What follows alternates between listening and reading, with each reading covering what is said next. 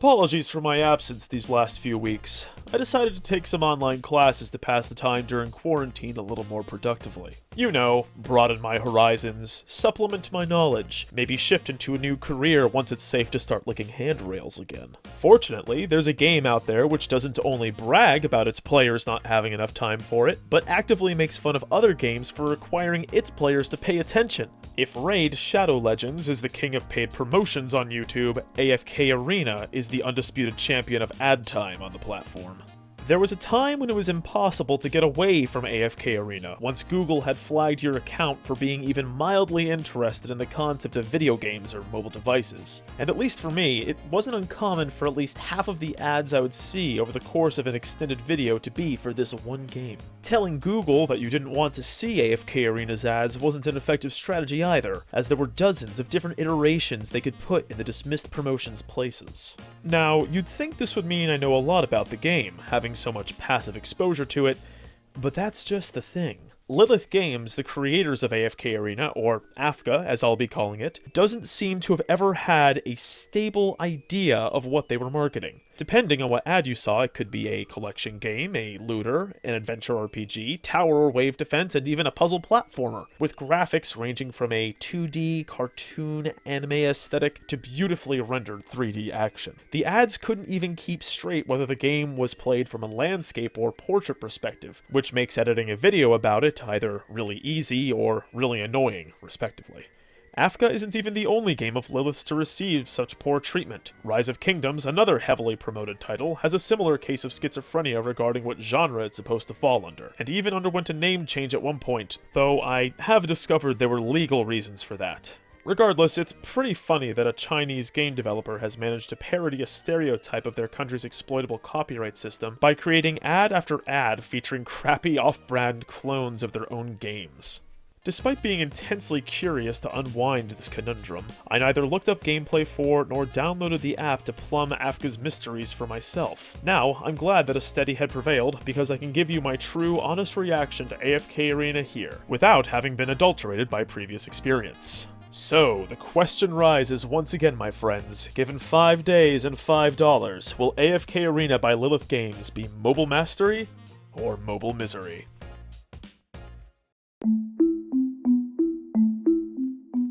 The game boots up, in portrait mode unfortunately, with a cute cutscene setting up its story. Life and death, those being proper namey nouns by the way, were once at peace, but death got all salty and jealous at some misinterpreted sign, and so went after life's generous bounties. With life in some kind of hibernation, it's up to you to defend the world of Asperia against the forces of death. After getting through this opening cutscene, I played through my first 2 hours of AFK, and honestly, I was flabbergasted by what I found. Never, in my wildest, most fanciful dreams, after hours and hours of watching ads for this game, only ever seeing one YouTube channel actively promote it, and recently at that, could I have anticipated this outcome. How could this be? Who allowed this to happen? What fool am I for not having perceived what lay just beyond the veil of such a perplexing campaign of misinformation? What I'm getting at is that the game is good. I mean, don't get me wrong, this isn't going to be winning any vaunted IGN Game of the Year awards anytime soon, but in the realm of mobile games, AFK is a standout. I mean that unironically, and I swear that no one is paying me to say this. My channel has fewer subscribers than most people have digits, and my last Mobile Misery video garnered a whopping 10 views or something. Who gives a crap what I say?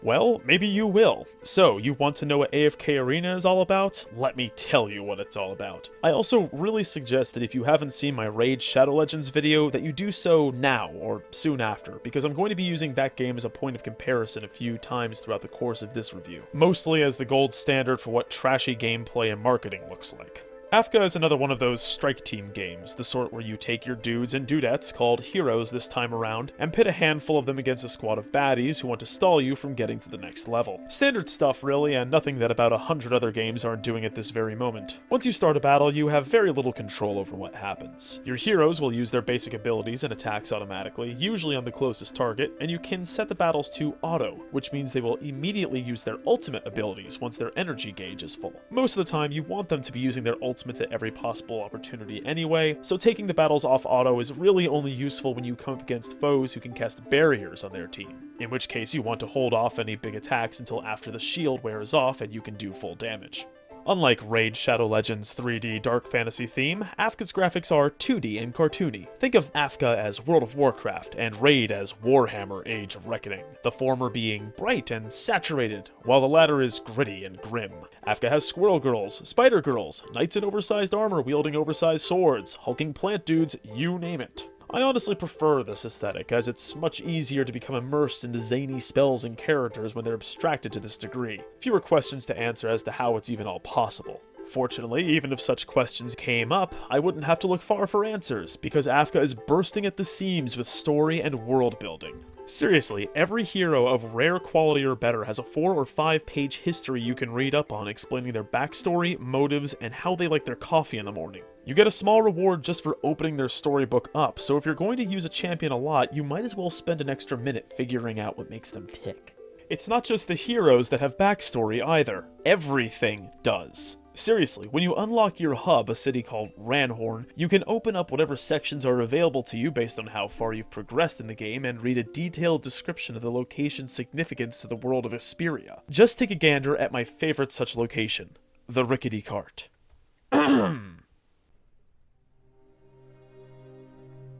A rickety cart, travel-worn and ramshackle. This convenient form of transport can be seen throughout Asperia. Countless thousands of hellos and goodbyes have been spoken on a rickety cart. In times of strife, when warriors would be forced to leave their loved ones behind to head off to faraway lands, they would leave small personal tokens behind on the carts as a way to be remembered by others if they were unable to return home. If the warriors were unable to be returned home, the tokens would be returned to their families in their stead, thus allowing their memory to live on. All this for what is essentially where you go to recycle heroes and suck whatever resources you can out of their withered husks. In most other games, all you would think of when going to a similar location is how you're stuffing your heroes into other heroes to make a better team. Here, I actually get a feeling for what's happening in the world this game has created. I see my heroes getting on the cart, leaving on trails long and winding. Will they be taken somewhere new and exciting with fresh challenges? Are they going home to return the mementos left on the cart to their families, alleviating all worry for their well-being? I don't know, and oh my good lord, am I really getting emotional over sending Ulrich home? Little soldier boy didn't even have a backstory to read up on, and here I actually care what's happening to his code and sprite later in life? Jeez. Even aside from its story, by the way, that rickety cart is by far my favorite thing in the game. As you level up your heroes, you end up using a ton of experience points, gold, and at certain landmark levels, hero essence to get them there. In most games, once you sink those resources into a hero, they're gone. You've used them. Poof. Did you spend them on a low-quality hero because it was all you had at the time to progress? Feel like it was a waste? Suck it up, get some more, and start again. Well, that's not the case in AFK, and it's thanks to the rickety cart. Heroes that are rare quality or better can be reset to level 1 by spending some diamonds, returning everything you had sunk into the character and automatically putting their equipment in storage, just for convenience. Removing gear doesn't cost you money like it does in Raid, thank you for sanity in game design. I can already hear someone groaning at the mention of diamonds, a paid currency if ever one was named, but no, wait. Diamonds can be bought for cash, true, but unlike most other games, which give you a trickle of that precious wine when you actually need a river, AFK keeps the floodgates wide open. The cost to reset a hero at the cart is nothing, just 10 or 20 diamonds depending on the level. For comparison, I easily racked up over 6,000 of those shiny darlings on my first day alone, all through regular gameplay, so letting a few dribble out of my pocket to reclaim those more precious leveling resources is hardly worth my notice. At the end of the first day, I wasn't really ready to get off, but I figured it would be a good idea. Just as the ads promised, this game continues to farm resources for you while you're doing something else, gathering AFK rewards for up to 12 hours at a time, and I had leveled my heroes pretty high. Time to sit back and let them do the work for me.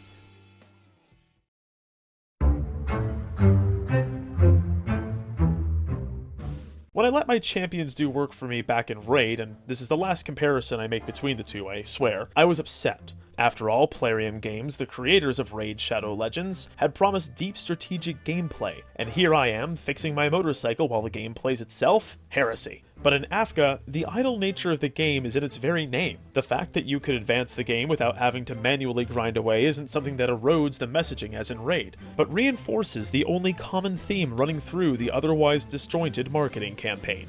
Now, with all this praise, you might have started to think that I'll have nothing negative to say about the game, but don't worry, the cracks are there. On my second day, things went okay. I played through more of the campaign as well as various side encounters the game offers. None of these extraneous missions are mandatory to progress the campaign itself, but you do get some neat loot that will give you an extra boost. I stared at my screen in a sort of trance throughout my 2 hours without a lot to say on the experience. Just as I was starting to have some difficulty getting through encounters, however, my time was up. This had happened on the previous day as well, and so I hoped it would continue to be a theme. Day 3, I wasn't so lucky. About halfway through my playtime, I hit a hard wall. I couldn't beat anything in the main campaign or side missions, and I had exhausted my town's store for supplies to upgrade my gear. The main resource that's holding me back at this point is Hero XP. It isn't something you can brute force your way into more of with a credit card, as the in-game shop only offers one meager source of it, and even that is capped at a once-weekly purchase. Playing the campaign or labyrinth side missions will give you a bit each time you clear a stage, but if you can't progress in one or both, you're SOL until you figure out a better team composition to take them down, get the right gear, or, well, you could go AFK. Hero XP, after all, is one of the resources that your heroes automatically farm while you're not actively playing. With no better way to crack this nut hidden within the game's various mechanics, I did as the title demands and shut it down for a while. This goes against my instincts as a gamer, which tell me that playing more should be able to reap me the rewards I need, but the scarcity in key resources makes it clear that AFK really wants you to put it down, so I may as well let Lilith take the wheel. My last couple of days comprised me playing for half an hour at a time, waiting 3 hours or so to garner AFK rewards, then repeating until I had my mandatory playtime racked up. Using this cycle, I was able to play the game reasonably well to the very end, and though it's clear this is the way it was meant to be played, in short bursts rather than long sittings, it led to a cooling of my enthusiasm. This, however, is hardly atypical of mobile games. They rely on time-based rewards to keep people coming back for more, but once landmark goals start to take days and days to achieve rather than minutes or even hours, logging on becomes a chore, at the end of which you don't have much to show for all the dedication you gave over to it. This, of course, is why we see so many mobile games hoard progression-relevant supplies in their in-game store. They're relying on sunk cost theory to keep players going back there once they've started putting real money into the game. In this sense, Lilith, by not offering more resources for sale in their shop, has actually put themselves in a weak position, having created a game with all the archetypes we've come to expect of mobile games, except for the predatory monetization scheme, on which point I'm not sure whether to mock or praise them. All this being said, I think it's about time to bring our week with AFK Arena to a close and give the game a score. In case you've forgotten, we're going on a 20-point scale comprised of 4 factors: immersion, engagement, monetization, and freedom. First up, immersion. AFK has done a lot to make its heroes and world feel alive, both visually and canonically, and I'd say they do a good job of it. The one ill vein running through the experience is the front-loading of the story. After we finish the opening cutscene, we don't actually get to hear much about it. Each time you go to a new location, you get a pop-up telling you where you are, but not why, and that's a bit disappointing. Still, any game that gives deepest lore to a cart has my seal of approval. 4 out of 5. Next, engagement. This is where AFK really falls short. You have only one point of control over your heroes once a battle begins, that being when their ultimate ability is used. Battles are fun to watch, but unless you have some reason to hold back a hero's ultimate, just setting the battles to full auto is the most effective strategy. As I keep saying though, I can't really fault AFK too badly for this, as they tout such hands-off gameplay as a defining feature, rather than hiding it like a dirty secret. 3 out of 5. Monetization.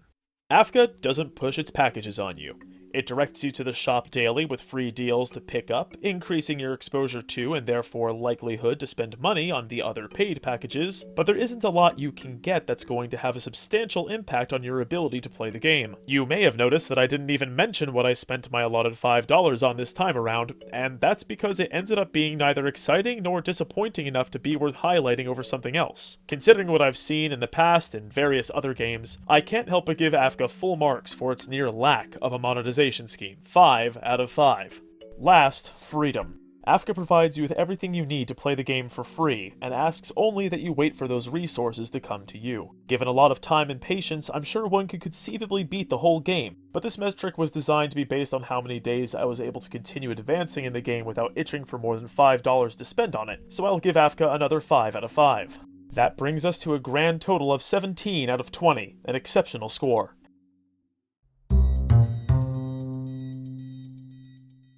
At the start of this week, I didn't know what to expect from AFK Arena. It wasn't until recently that I even started seeing ads that showed the game in its true form, and even though the misleading ads tended to be more visually appealing, the actual product isn't disappointing, at least for my limited playtime. Is it perfect? Far from it. My last couple of days were tarnished by severe resource throttling and the paywall's silhouette far in the distance. I do, however, think that AFK's far from boring, particularly charming, and not nearly as predatory as many of its competitors, even if that does end up leaving it in an odd spot in the mobile market. If you're going to get some enjoyment out of a mobile title and have only your lunch break to spare each day, you needn't look much further than this. Verdict: AFK Arena is mobile mastery. Take some time and don't play this game. That's about it for this episode of Mobile Misery. I have an idea of what I want to do next, but if you have any suggestions for the future, let me know in the comments below.